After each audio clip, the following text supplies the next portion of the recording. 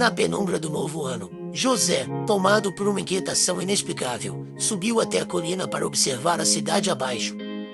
Era um hábito seu, buscar naquele panorama uma clareza que as confusões de sua mente nunca ofereciam. Mas, naquela noite, a paisagem não lhe trouxe a paz habitual. A cidade, antes vibrante e acolhedora, parecia outra coisa. Estava envolta em uma névoa densa que mais escondia do que revelava. O horizonte estava distorcido, como se uma mão invisível o puxasse para um centro oculto. Os edifícios contorciam-se, desafiando a geometria, enquanto as ruas pareciam se desfazer em curvas sinuosas que desapareciam no infinito. O céu, geralmente pontilhado de estrelas, pulsava com cores impossíveis, desafiando toda a lógica. Ele tentou compreender o que via, mas o pavor crescia a cada segundo. O silêncio que o rodeava não era natural, ele parecia conter algo, uma presença ancestral que o observava. José sentiu seu coração acelerar, a respiração tornar-se pesada. O ar estava diferente, carregado de um cheiro metálico que fazia seu estômago revirar. Foi quando percebeu, o mundo ao seu redor não era o mesmo. Ele estava em um lugar liminar, entre o real e o incompreensível. Então, o horizonte rachou. Não havia outra palavra para descrever o que seus olhos testemunhavam. Era como se o próprio tecido do universo se partisse, e de dentro da fenda começou a emanar uma luz negra. Essa luz, paradoxalmente, não iluminava, ela devorava a claridade, sugando toda a cor e forma para dentro de si. José sentiu as pernas fraquejarem, um instinto primal forçando a fugir, mas ele estava paralisado. A sensação era como estar diante de algo divino e profano ao mesmo tempo, uma força que transcendia qualquer conceito humano de existência. Um som estranho reverberou ao seu redor, mas não era um som comum. Ele parecia vir de dentro de sua própria cabeça, um coro dissonante que o forçava a ouvir palavras que ele não compreendia, mas que, de alguma forma, sabia serem reais. Você é parte disso, sussurrou a voz, ecoando como um trovão em sua mente. José apertou as mãos contra os ouvidos, mas era inútil.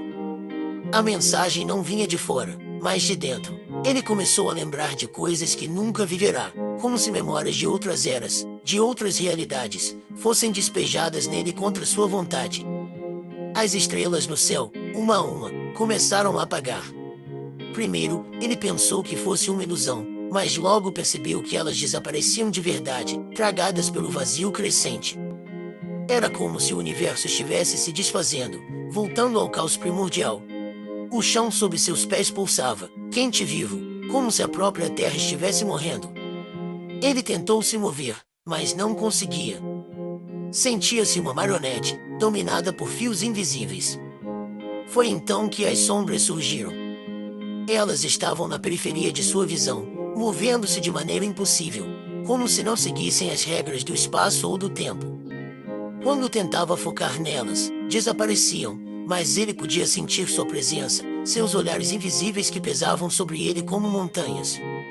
José começou a tremer, tomado por um terror visceral que arrancava qualquer traço de racionalidade. Algo estava vindo.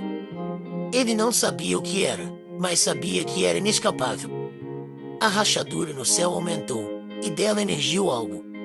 Não era uma forma que pudesse ser descrita com palavras humanas. Era como se fosse feita de fragmentos de realidade que não se encaixavam. Partes dela pulsavam como carne viva, enquanto outras pareciam feitas de sombras líquidas. Ela não tinha olhos, mas José sentia que observava, despindo sua alma, expondo tudo o que ele era e tudo o que ele nunca seria.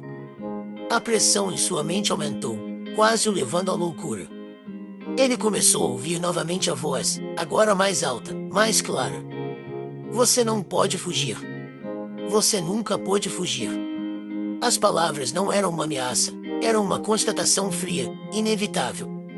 José percebeu que o apocalipse que testemunhava não era o fim de todas as coisas, mas o fim do que ele entendia como realidade. O universo não estava morrendo, estava se transformando, retornando a algo que sempre fora, mas que sua mente mortal jamais poderia conceber. Ele caiu de joelhos, lágrimas escorrendo pelo rosto, não de tristeza, mas de pura e absoluta impotência.